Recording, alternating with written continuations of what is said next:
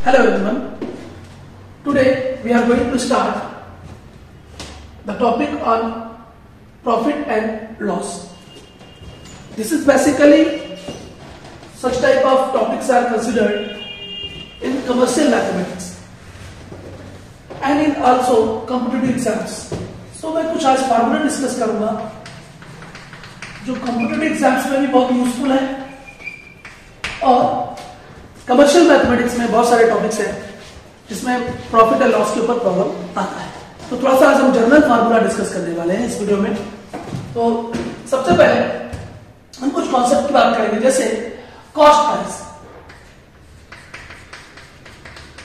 ये cost price क्या होता है? ध्यान दीजिए, कोई भी मर्चेंट या कोई भी व्यापारी या कोई भी बिजनेसमैन या कोई भी डीलर जब किसी गुड्स को परचेस करता है जिस प्राइस पर, उस प्राइस को कहते हैं कॉस्ट प्राइस। तो देयरफॉर द प्राइस एट विच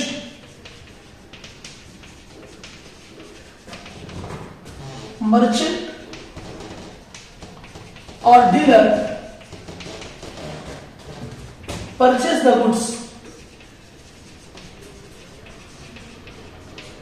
और आइटम्स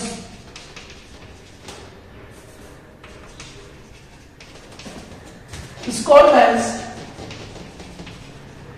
cost price। तो जिस प्राइस पर मर्चेंट या डीलर गुड्स को परचेस करता है उस प्राइस को हम कहते हैं कॉस्ट प्राइस। इसके बाद है सेल प्राइस और selling price. The price at which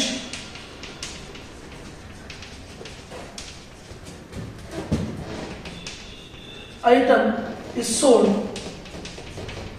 is called as sell price। इसके बाद है प्रॉफिट। तो हम कह सकते हैं व्हेन सेल प्राइस इज या selling price is greater then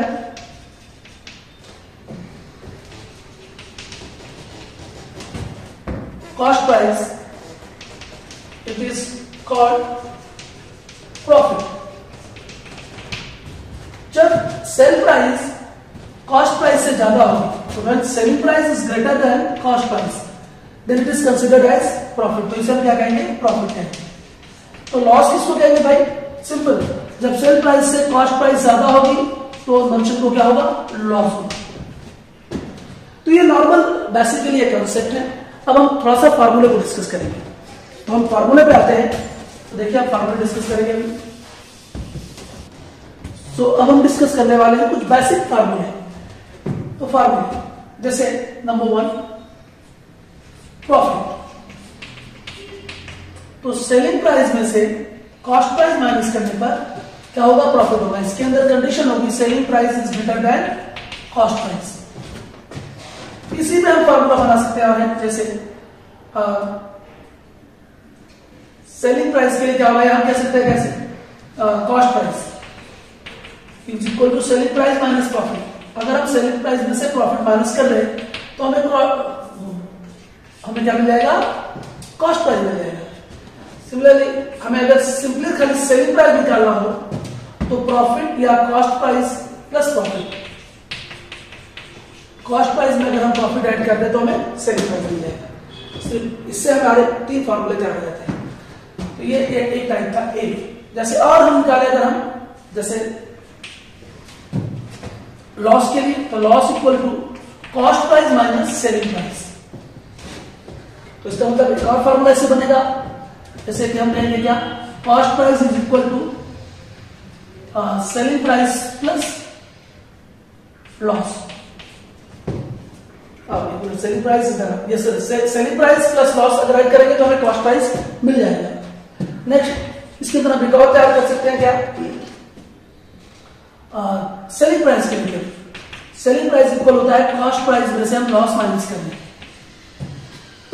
तो अगर इस टाइप का फार्मूले अगर ये लॉस के ऊपर बेस्ड है, अगर हम सेलिंग प्राइस के ऊपर लाते हैं प्लस हो जाता है तो कॉस्ट प्राइस है, ये लॉस के ऊपर लाते हैं माइनस हो जाता है। तो इस तरह से ये 3 फार्मूले, देखो ये प्रॉफिट से संबंधित और ये लॉस से संबंधित। अब हम कुछ फार्मूला डिस्कस करेंगे जिसके अंदर परसेंटेज प्रॉफिट की बात होगी या परसेंटेज लॉस की बात होगी। तो मैं आगे इसको बताऊंगा पहले। अब हम कुछ फार्मूले डिस्कस करेंगे जिसमें प्रॉफिट परसेंटेज की बात होगी। तो प्रॉफिट परसेंट कैसे निकालेंगे? Profit percent equal profit into 100 upon cost price. One thing important note कर लीजिए, इंपॉर्टेंट बात, important, profit percentage and loss percentage is always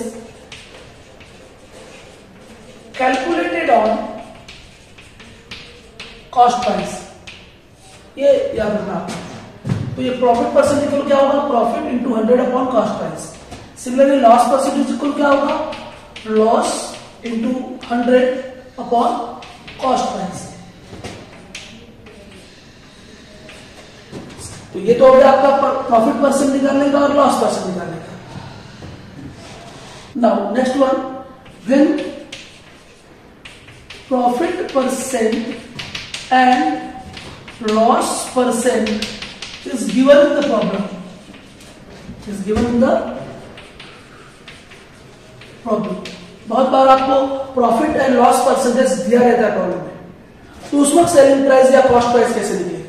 तो उसके लिए होता है selling price equal, suppose that अगर आपको प्रॉफिट परसेंटेज या लॉस परसेंटेज दिया है और प्रॉब्लम में आपको सेलिंग प्राइस दिया है तो कॉस्ट प्राइस पूछेगा, कॉस्ट प्राइस दिया है तो सेलिंग प्राइस पूछेगा। इस तरह के क्वेश्चंस में इस फॉर्मूले का हम यूज करते हैं। तो सेलिंग प्राइस इक्वल होता है cost price into 1 plus profit percent upon 100, ये फॉर्मूला है। सो क्या हुआ? अगर आपको percentage profit and loss percentage दिया रहेगा तो सेलिंग प्राइस या कॉस्ट प्राइस निकालने के लिए ये फॉर्मूला लगेगा। इसी में अगर कॉस्ट प्राइस निकालना हो तो क्या करेंगे हम? तो कॉस्ट प्राइस इक्वल हो जाएगा selling price upon 1 plus profit percent upon 100, तब ये फॉर्मूला हो जाएगा ऐसा। तो ये तो आपका क्या हुआ? प्रॉफिट परसेंटेज दिया रहेगा। अगर आपको लॉस परसेंटेज दिया रहेगा तो, अगर लॉस परसेंटेज दिया रहेगा तो सेलिंग प्राइस इक्वल हो जाएगा cost price 1 minus loss percent upon 100। याद रखना, अगर ये लॉस परसेंटेज दिया है तो ये फॉर्मूला, प्रॉफिट परसेंटेज दिया है तो ये फॉर्मूला। इसके बाद इसी में कॉस्ट प्राइस निकालने के लिए ऐसा कर लेना, selling price upon 1 minus loss percent upon 100, ऐसा भी आप लिख सकते हो। तो ये दो फार्मूले आपको अच्छी तरह याद रखना होगा। अगर आपको प्रॉफिट परसेंटेज दिया है और लॉस परसेंटेज दिया है तो आपको सेलिंग प्राइस या कॉस्ट प्राइस निकालने का फार्मूला ये दोनों बनते हैं। आपको यहाँ पे लॉस परसेंटेज दिया है तो सेलिंग प्राइस और कॉस्ट प्राइस निकालने का फार्मूला ये बनता है। तो ये बहुत इंपॉर्टेंट फार्मूले है। इसके बाद हम और फार्मूले डिस्कस करेंगे। तो हमने क्या देखा? आज हमने प्रॉफिट और लॉस से संबंधित रिलेटेड फार्मूले देखे। सबसे पहले क्या था? हमने प्रॉफिट कैसे निकालेंगे? Selling price minus cost price. फिर हमने इसमें कॉस्ट प्राइस और सेलिंग प्राइस निकाला प्रॉफिट से। फिर लॉस निकालने से हम कैसे? तो सेलिंग प्राइस और प्रॉफिट कॉस्ट प्राइस निकालेंगे। इसके बाद प्रॉफिट परसेंटेज निकालने का फार्मूला, लॉस परसेंटेज निकालने का फार्मूला, और उसके बाद जब आपको profit percentage and loss percentage problem में दिया रहेगा तो आपको selling price and cost price कैसे निकालने का। तो प्रॉफिट परसेंटेज दिया रहेगा तो selling price and cost price कैसे निकालने का, ये फार्मूला, और अगर लॉस परसेंटेज दिया तो ये दोनों फार्मूला। तो इस तरह से प्रॉफिट एंड लॉस के सारे फार्मूले आज हमने डिस्कस कर दिया है। नेक्स्ट एपिसोड या नेक्स्ट लेक्चर में हम आएंगे, हम केवल परसेंटेज के बारे में या दूसरे जो फार्मूले हैं कमर्शियल मैथमेटिक्स के उसको डिस्कस करेंगे, और ये सारे फार्मूले आपके लिए बहुत ज्यादा यूजफुल होंगे। सो तब तक के लिए आप अच्छी तरह से देखते रहे वीडियोस एंड लाइक करें, शेयर करें, और जिन्होंने चैनल को सब्सक्राइब नहीं किया है वे प्लीज चैनल को सब्सक्राइब कर लें। आपका बहुत बहुत धन्यवाद।